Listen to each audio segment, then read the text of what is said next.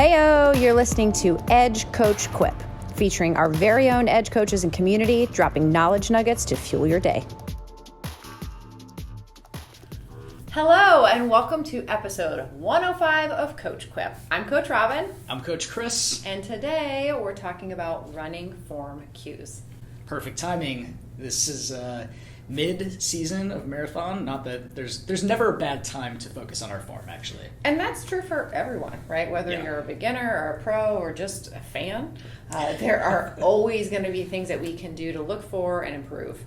All of our bodies are different. I always say nobody is symmetrical, not one person. So there's not one way to have perfect running form, but that doesn't mean that we can't follow some general guidelines on how to tweak things, make them better, a little bit more efficient, a little bit more symmetrical.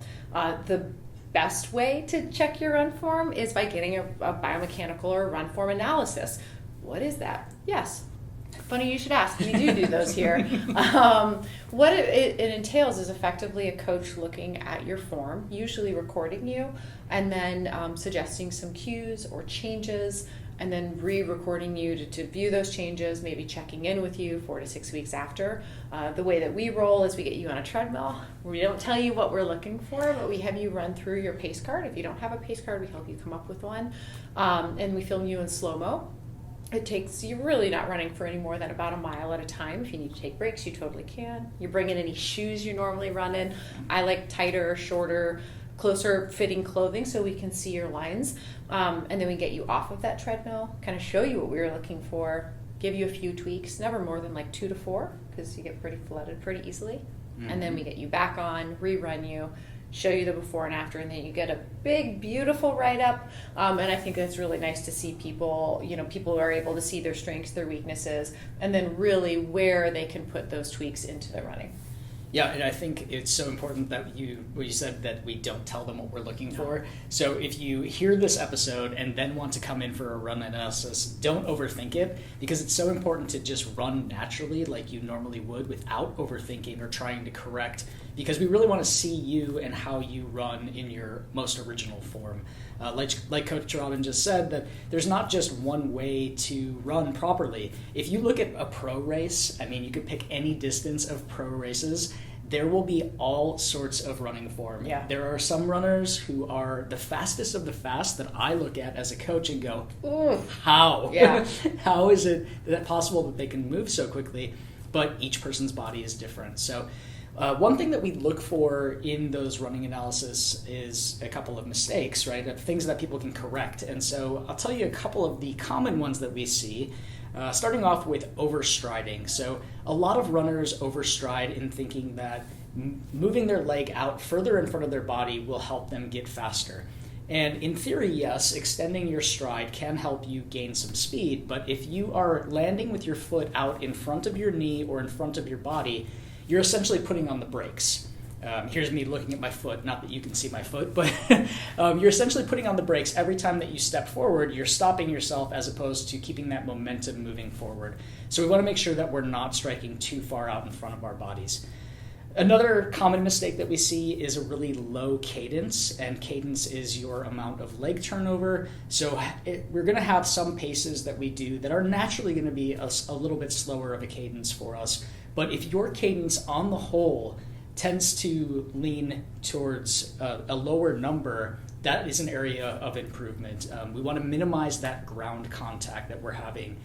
Another common mistake is wasted energy. So wasting your energy by either vertical oscillation, which would be moving more up and down like a pogo stick as opposed to moving forward, or having a wild arm swing. So if people are moving their arms across their body, all of that is wasted energy.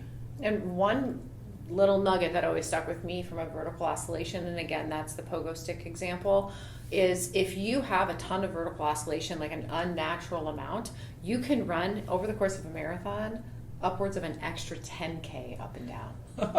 It does not help you to run up and down when you're trying to run 26.2 forward. So minimizing that is in everybody's best interest.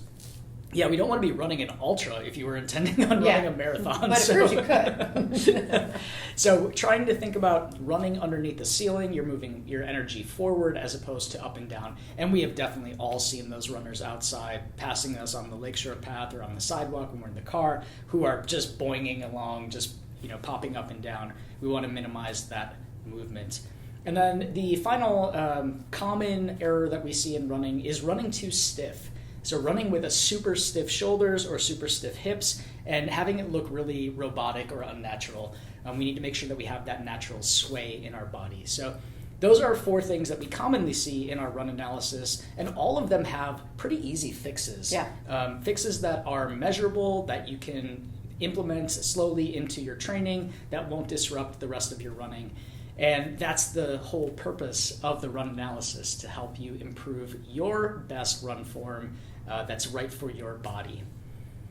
So if you're looking to make changes, a really great rule of thumb is to not try to change everything at once, which is also why when we do analyses, we're not necessarily giving you 18 things to work on, because there's no way that you could change them all at once. So doing one thing at a time, and making sure that it still feels comfortable.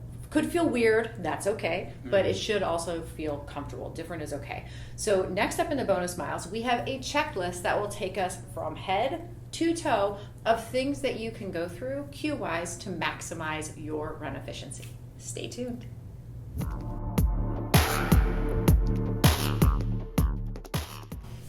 All right, bonus mile time. We're taking you head to toe run form cues. First up, as promised, your head. So when we're running, the weight differential of our head relative to our spine is actually pretty amazing. If you've heard me during any type of run analysis, you've heard me say this, it is the difference of a bowling ball to a toothpick. So when you are running, imagine that. So anytime we have inefficiencies in our head, we are really wreaking inefficiencies all the way through our body. And so we want to keep it pretty and stable and sturdy no matter what when it comes to our head. It is a big piece. That is so wild if you think about that, especially now with so many people having text neck or our forward posture from our constant hours seated or looking at our phones. When that doesn't just go away when we start our run. So the impact of that can be pretty severe on a person's body if they have that bad run form. And having awareness of it is one thing. The other thing, side note, is just strength training and making sure that we have the appropriate shoulder, upper back muscles, neck muscles that are able to keep everything drawn down and back so that we can have it in the right position. So cueing it is one thing, but having the proper strength in our upper bodies is quite another, which is why strength training is so important. All right, so you want your head always kind of balanced right over your neck. We don't want it pushed forward or held back. We can't tell you how many times, especially late in a marathon specifically, we will see people coming all the way out here trying to find some intensity, usually with some really big strain on their neck and jaw, or they are just collapsed down with it in front of their bodies. Please, please, please keep your bowling ball stacked on your toothpick. I like to take my 2 little fingers and put them on my chin and kind of push my chin down and back. It does not look pretty if you're watching us on YouTube, but it certainly gets your head in the right position. In terms of where you want your gaze, you want it somewhere 20-ish feet ahead of you, somewhere on the horizon. So we hear this a lot for people who, when they get onto trail, they'll be like, oh, my neck is so sore, because they're looking straight down, right? There's a lot to be gained with that skill of having a nice neutral head with your eyes just cast gently downward so that you can do a ground check, right? If you're running on road, you're not really going to need to check as much. Somewhere like 60 to 90 feet ahead of you. If you're running trail, you're going to need it a little bit more dialed in, just to make sure that you can navigate your terrain, but your head does not need to follow where your eyes go. And then relaxing your jaw and your face. We see this all the time in strength classes too, especially when people are trying to do upper body and core, that they'll just like death clutch their jaw, and then you'll see veins popping in the neck, and we want to keep that as relaxed as possible. If we do not relax our jaw and our face, we will actually have that tension resonate all the way through our hips and our knees. So we want to keep, what I always shout at people is, I want to see your jowls flapping in the wind.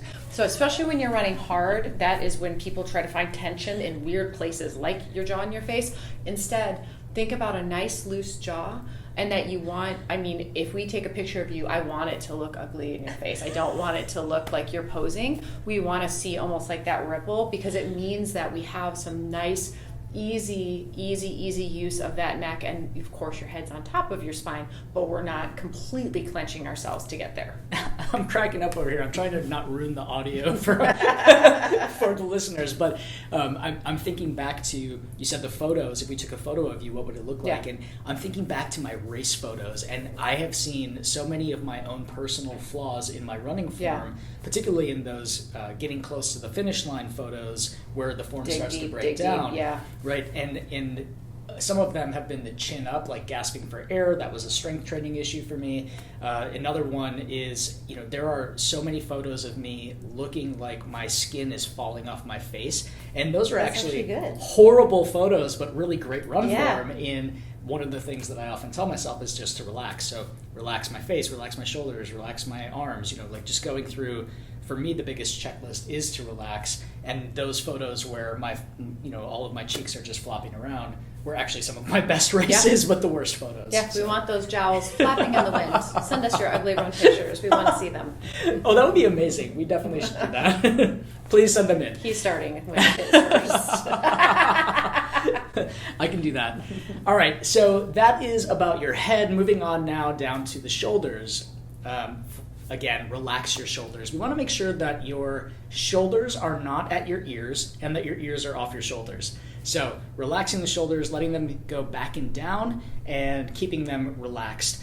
We often see that as people start to pick up their speed and they're increasing the arm swing, that the shoulders go up as well. So again, that tension in the neck, we want to make sure that that is relaxed. That plays into the arm swing as well, because we want to make sure that the shoulders are relaxed to move the arms.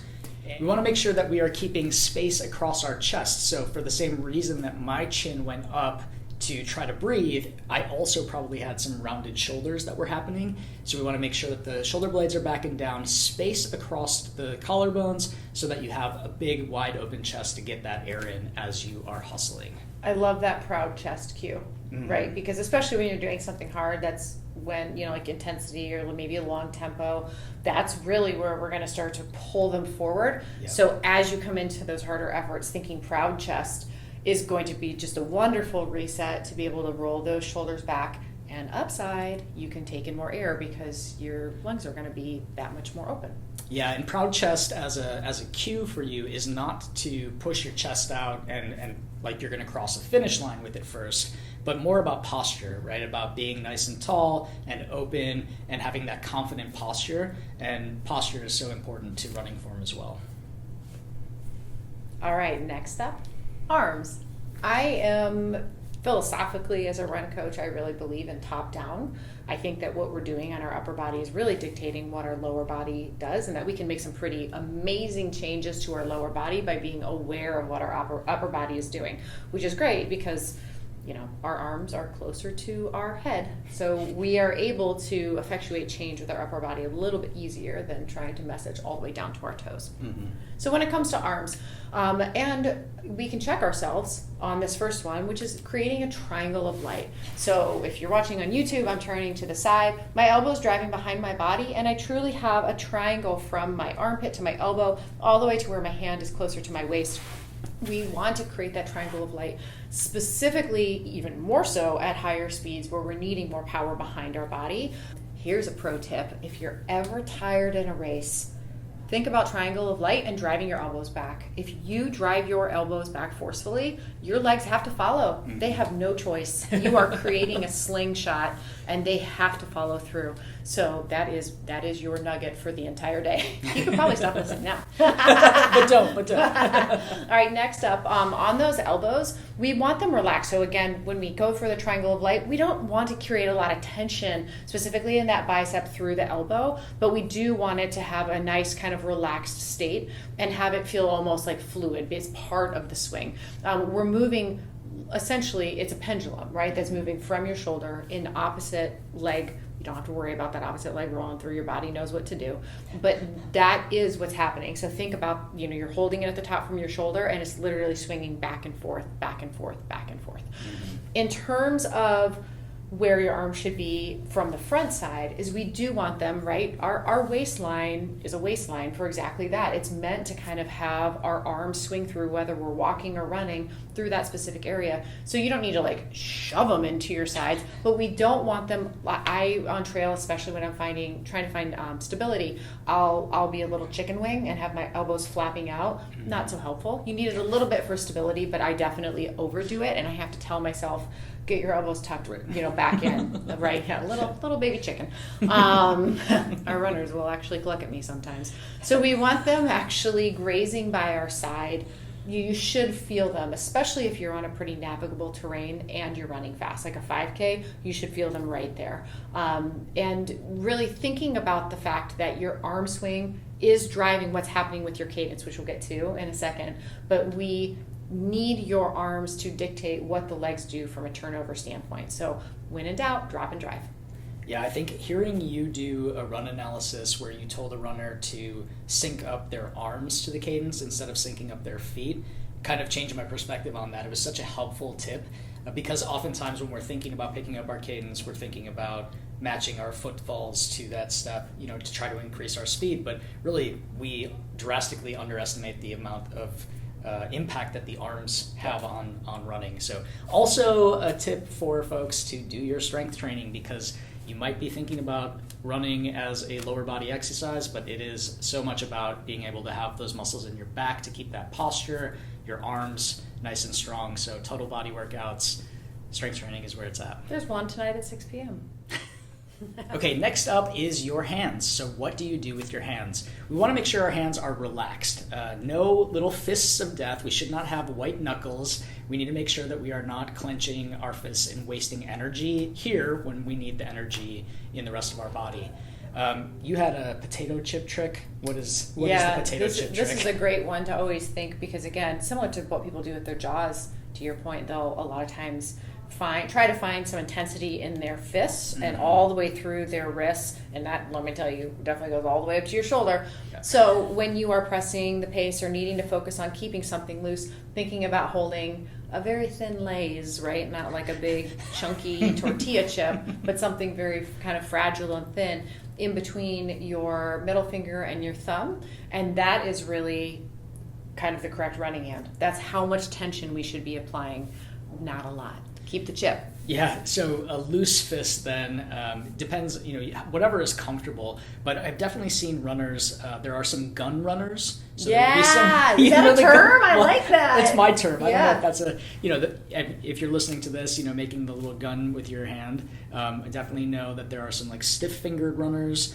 And we see that with sprinters, right? So sprinters will often open up their hands.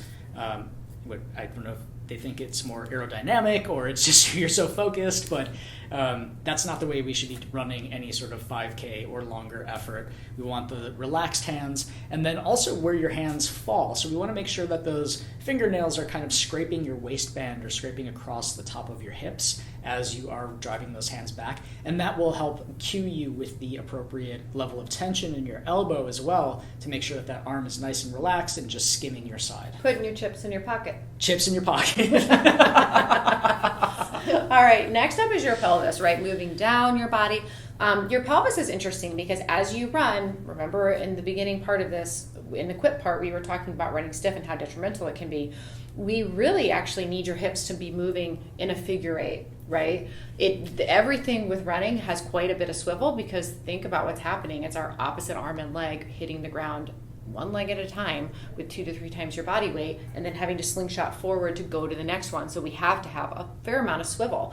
So we want to try to keep those hips level and not forward too much. More importantly, not back too much. We see a lot of runners in that back seat, so that we can effectively move forward, right? Move forward with that nice little swivel.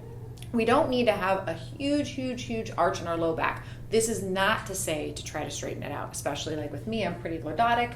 I don't ever think like, oh, tuck my pelvis, but I do know that if I'm leaning too far back, I'm going to have way too much of an arch in my low back, which means I'm kind of braking every single time I'm taking a step. So we want to try to keep it nice and level with no crazy arch. And really, moving your hip from your pelvis is really, really important. That's where it is connected. So not leaning excessively forward or backward, but rather thinking good posture, right? And that's going to keep that pelvis nice and neutral, not tucked or tilted, but neutral.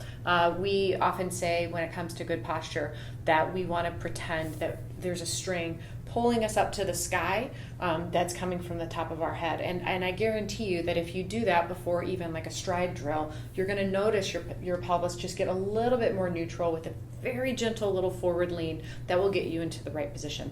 All of that actually keeps a nice neutral spine to support your head. Yeah, we see a lot of the hip problems when we have knee problems or ankle problems. All of this is connected up the kinetic chain, and so sometimes we'll be able to tell if a runner has a tweaky knee or a bad ankle by the way that they move their hips in our running analysis. Yep. All right, moving on to your feet and your legs. So talking now about the full lower body. So your knee drive, we often talk about our knee drive. When you are running, you are pushing off your foot and driving that knee forward. We want to make sure that we're not driving too far forward and that momentum is moving us in a forward direction, not in an up or skipping direction. While we do skips as part of our warm-up drills, we want to make sure that we are skipping forward when we are actually running. Our foot should land right underneath your knee, and then it should be slightly in front of your body or under your center of gravity. Back to the quip portion, we want to make sure that we're not driving that leg so far forward and our foot so far forward that we're putting on the brakes as we're taking each stride.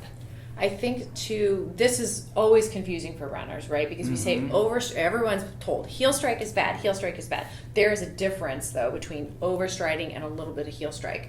Having your foot strike a little bit isn't the end of the world because it's actually telling you the back of your leg what the heck to do, right? Upon hitting the ground. But having it so far forward that we're actually applying those brakes and creating quite a jarring motion for your ankles, knees, hips, all the way up the chain, that's where we want to avoid it. Yeah, and so that's a great point about footfall. We want to make sure that we are landing in a way that feels comfortable to us. And if that does mean that you are on your heels, that's not the worst thing in the world as long as you're not doing that overstriding. Most runners with great form land on that midfoot. It's just a more natural landing point underneath your knee. But we want to make sure that we're not going too far on the toes also.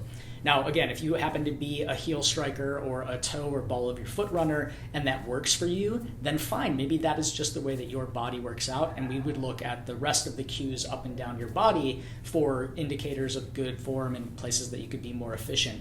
But if you're trying to switch your form from, say, heel striking to a more forward foot strike, you will find that actually has really severe impacts on your calves. Yep. Because you have to think, if you are running 5 miles and it's the equivalent of doing calf raises for 5 miles, with all of that impact coming up your leg being absorbed by your calves, you will be in a world of hurt. Yeah, and don't do it all at once. Exactly. Or don't do it at all, because there's no benefit to running on your toes. You want to be in that natural position that it works for you. And so while we might try to get somebody who has a severe heel strike to move a little bit more forward, it's going to come with a lot of other cues about where you land and how your body is positioned, what your forward lean looks like, and all of that. So we want to make sure that we are landing in a way that feels comfortable and that allows you to push off of your big toe.